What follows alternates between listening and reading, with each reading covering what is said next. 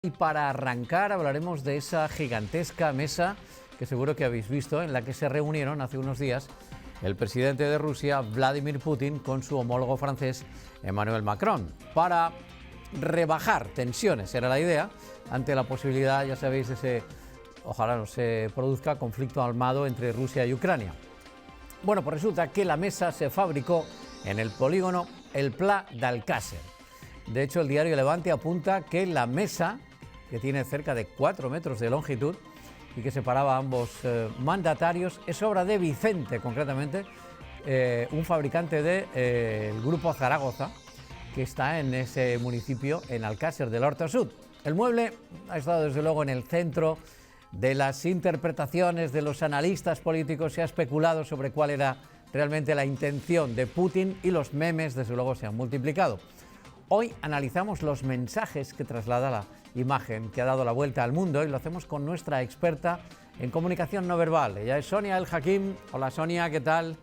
¿Cómo te va? ¿Qué tal? Muy buenos días. Y bueno, sí, vamos a hablar de esa super mega mesa que a mí ya se me hizo tarde y yo pensaba, digo, bueno, va, he perdido el tren y ya no me da tiempo a hablar de la mesa, pero es que resulta que ayer leo en el periódico lo que acabas de decir, que está fabricada aquí en Valencia y además enhorabuena al periódico El Levante porque todos los periódicos nacionales se han hecho eco de esa exclusiva que lanzaba El Levante, ¿no? Bueno, pues hablando de la mesa, ¿qué mensajes nos estaba lanzando ahí Putin, Chimo? Pues yo he contado hasta 6, solamente referidos al tema de la mesa, pero bueno, hay alguna cosita seguramente que se me escapa porque realmente la escena da para bastante. Lo primero es evidente, es esa distancia excesiva entre dos personas, ¿no? Las distancias las estudiamos bastante en comunicación no verbal a través del canal que llamamos el canal de la proxémica, que es el que estudia pues, nuestro movimiento respecto a los demás cuando estamos en interacción y realmente hay una distancia excesiva, todos lo podemos apreciar, es algo que nos llama a todos muchísimo la atención, puesto que no es algo habitual que hagamos las personas cuando estamos dos personas. Nos acercamos siempre mucho más, independientemente de que seamos rusos o seamos franceses. Es decir, que aún para los rusos es una distancia excesiva. Esto tiene que ver con ese mensaje que quería lanzar de posiciones muy alejadas, ¿no? Pero luego también vemos cómo se colocan enfrente, es decir, que no se ponen de otra forma que no sea enfrentados uno a otro en los ángulos más distantes uno de otro, ¿no? Y esa posición sentada es una posición que en negociación tiene una implicación de que la persona que se sienta así no teme al enfrentamiento, es decir, que no teme al rival en este caso, ¿no? No tiene ese miedo a que la otra persona negocie por encima.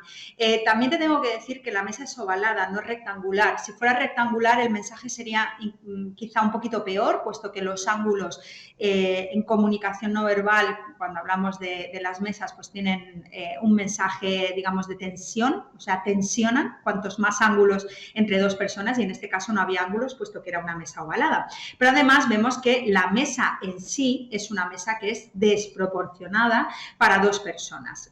Lo mismo lo podían haber hecho con una mesa de 2 metros, que ya es muy grande, y no hacía falta que fuera tan excesivamente grande, ¿no? Entonces, bueno, quizá está lanzando esa metáfora de respuesta desproporcionada en caso de ataque. Si me atacáis, yo voy a atacar muchísimo más. Bueno, no lo sabemos. También el hecho de que sea todo blanco, ¿no? Una mesa blanca y además, pues, lujosa, que puede referirse también al estilo ruso, puede estar queriendo predominar lo ruso sobre lo occidental, también podría ser uno de los motivos. Vemos también algo que a mí me ha llamado la atención y es que incluso no ya solo para la foto, sino que tenemos escenas en movimiento en las que ya están negociando los dos mandatarios y no hay agua en la mesa, que es algo un poco raro porque normalmente lo primero que hacen es ponerles un vasito de agua. Entonces el agua se asocia con la cortesía, ¿no? Por parte del anfitrión y en este caso vemos que ninguno de los dos tiene agua. Bueno, pues es algo también que es bastante llamativo. Parece una tontería, pero ese tipo de detalles son un poquito llamativos en este caso. Y por último vemos que cuando se acerca, bueno, cuando entra Macron en la escena, pues el ruso se queda en su sitio, al lado de su silla y ni siquiera se acerca para saludarle, ¿no? Entonces, aquí vemos cómo se corrobora esto del agua, de esa ausencia de cortesía por parte del ruso. Entonces, al final, si Chimo lo que querían era escenificar algún tipo de acercamiento, pues como que va a ser que no. La cuestión es que los rusos explicaron lo que para ellos había sido el motivo de utilizar semejante mesa que ha dado tanto que hablar, y es que ellos dicen que Macron, los servicios de seguridad de Macron se negaron a que el francés se hiciera una PCR. Y entonces, para que no tuvieran los rusos el ADN de Macron. Y entonces, pues como respuesta dijeron, vale, pues 4 metros alejados, y yo creo que se podría haber hecho de otra forma, que no fuera alejando los 4 metros, simplemente poniendo ese cristal que todos nos hemos encontrado en muchos lugares, pues ya podrían haber utilizado una mesa más pequeña o de 2 metros, que también era una distancia prudente, ¿no? Como excusa, digamos, de la diplomacia rusa, suena, en fin, a tonadilla del Volga, desde luego, porque desde luego Emmanuel Macron está trivacunado, por supuesto ha pasado todos los requisitos de entrada al país. Entiendo que esto no se avisó, sino Emmanuel Macron antes pero a ver, no tiene sentido porque está con el pasaporte, desde luego, sanitario actualizado. Imaginaros, le président de la République française. Yo me estoy imaginando precisamente a esos diplomáticos que tienen que hacer el trabajo previo, y la cara del diplomático francés cuando el diplomático ruso dijo, nos vamos a reunir aquí. Y el señor Vladimir se va a poner aquí, y el señor Macron se va a poner aquí. Y cuando le trasladaba al bueno de Emmanuel Macron, Monsieur le Président, no se me alarme, pero la reunión va a tener que hacerse de esta manera. Es verdad, distancia, enfrentamiento, ataque desproporcionado, frío, sin agua, aquello de al enemigo ni agua, ¿verdad? Y ningún acercamiento al saludo. Desde luego, lo que de manera no verbal, utilizando la proxémica, esa disciplina de la comunicación no verbal, nos lo ha dejado bien claro. Aunque yo creo que mirando un poco a la cara a Vladimir Putin, y también por los hechos le conoceréis, también lo podríamos tener. Bueno, vamos a hablar también en este ratito de conflictos. Claro. ¿Quién nos los tiene, verdad? Tanto en casa como en el trabajo, y nos vas a echar una mano para gestionarlos, digamos, de manera más eficiente, para no hacer de una tormenta en un vaso de agua. Eso, porque mira, justo hoy además me ha llegado este libro, es Conflicto Creativo, en él de la Harvard Business School. En él los autores defienden, y me lo he apuntado, no me ha dado tiempo a leerme mucho porque me ha llegado hoy, pero bueno, dicen que las diferencias impulsan el proceso creativo, y es que defienden que los conflictos son necesarios. Lo que pasa es que, a ver, ¿qué entendemos por conflicto, ¿no? Porque una cosa es negociar, que eso está muy bien, es decir, tú estás en el punto A, yo estoy en el punto B, y vamos a intentar llegar a un punto intermedio de equilibrio, ¿no? Eso sería una negociación, que es lo que se entiende en este libro. El problema es cuando ya entendemos los conflictos como algo diferente, como algo que tiene una difícil solución, es decir, que no es algo evidente y que además nos genera un malestar, ¿no? Entonces, esto llevado al plano de nuestro día a día, tanto a nivel personal como a nivel social, como a nivel profesional, hay un tema muy importante, y es que entramos muchas veces en conflicto cuando pasamos del hecho objetivo, o sea, de las cosas que objetivamente se han dicho o se han hecho, a la interpretación subjetiva. Ahí es donde quizá pues hay un pequeño fallo, una pequeña distorsión que hoy os quiero mostrar para ayudaros también en esas situaciones en las que entráis en conflicto, pues a lo mejor por las cosas más peregrinas, ¿no? Hay una idea que es de Chris Argyris, que era profesor de la Harvard Business School, justamente también, que es lo que él llamó la escala de inferencia en un conflicto. Fíjate, partimos de un hecho. Y te pongo un ejemplo, Chimo. Imagínate, o por ejemplo, contigo, me cruzo contigo en el pasillo de Levante Televisión y no me saludas, ¿vale? Nos cruzamos en el pasillo y no me saludas. Bueno, eso es un hecho objetivo. Quiero decir, eso es así, es una observación. Altamente improbable, pero bueno, admitamos que ocurre, ¿vale? Admitamos que ocurre. Ese es el hecho objetivo, pero de ahí yo hago, y ahí es donde está el fallo, y es lo que tenemos que aprender a corregir, hago una interpretación subjetiva, y yo digo, Chimo ha pasado de mí. Como ves, esto ya no tiene que ver con el hecho objetivo de que no me haya saludado, sino que yo le doy una interpretación subjetiva. Esa interpretación tiene que ver con la relación que yo tenga con esa persona, tiene que ver con mi personalidad, mis predisposiciones a pensar según qué cosas o a emocionarme de según qué manera. Cosas previas que me hayan pasado, experiencias previas, no solo con esa persona, sino con otras personas, etcétera. Es decir, ahí influyen muchas cosas, o incluso esquemas previos que yo tenga respecto a esa persona, estereotipos que yo tenga respecto a esa persona, ¿no? Entonces, a partir de ahí, ¿yo qué hago? Pues en la tercera, esto es una escalera, en la tercera etapa yo hago una atribución de causas y yo digo, pues Chimo se ha enfadado conmigo por el otro día que me pidió que hiciera una colaboración y le dije que no, ¿vale? Por ejemplo, entonces intento atribuirle una causa a esa interpretación subjetiva que acabo de hacer. El siguiente escalón sería la generalización, que sería decir, es que Chimo siempre se enfada conmigo. No sé si tenía que haber elegido el ejemplo este tuyo, Chimo. Es que Chimo siempre se enfada conmigo cuando le digo que no a una colaboración, por ejemplo, ¿vale? Eso sería una generalización.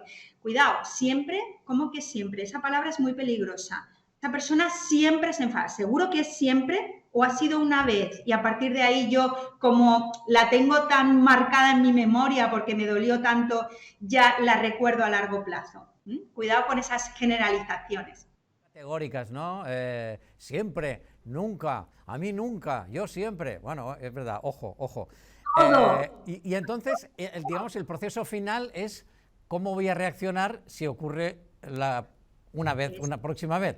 Es verdad que en nuestro ejemplo igual no funciona muy bien, porque es altamente improbable que esto no se ocurra. Pero bueno, pongamos que ocurra. ¿Cómo reaccionarías en una próxima ocasión? Entonces yo me digo a mí misma, pues la próxima vez que me cruce con él no le voy a saludar, por ejemplo, ¿no?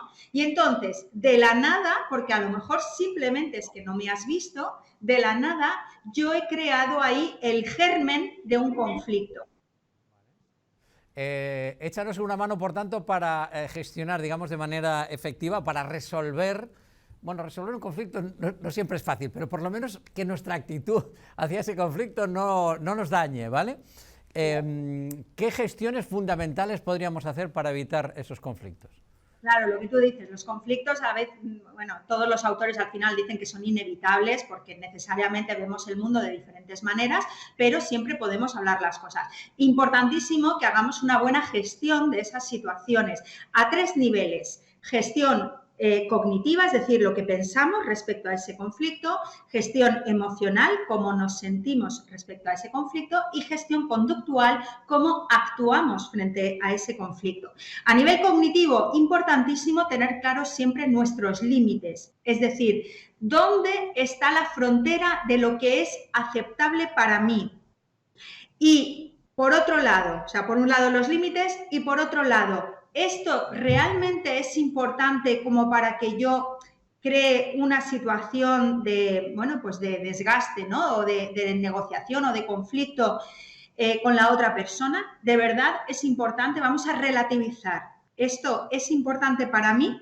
Entonces, a nivel cognitivo, importantísimo tener claros nuestros límites, qué es aceptable y qué no es aceptable para mí, y también si es o no es importante para mí. A nivel emocional, fundamental, y esto te lo van a decir todos los autores, tener empatía con la otra persona. Empatía, no empatía emocional de contagiarnos de su emoción, no me refiero a eso. Empatía a un nivel cognitivo en el sentido de entender a la otra persona, entender por qué hace lo que hace, por qué dice lo que dice, qué representa lo que yo le estoy diciendo en este momento, qué implica lo que yo le estoy diciendo en ese momento.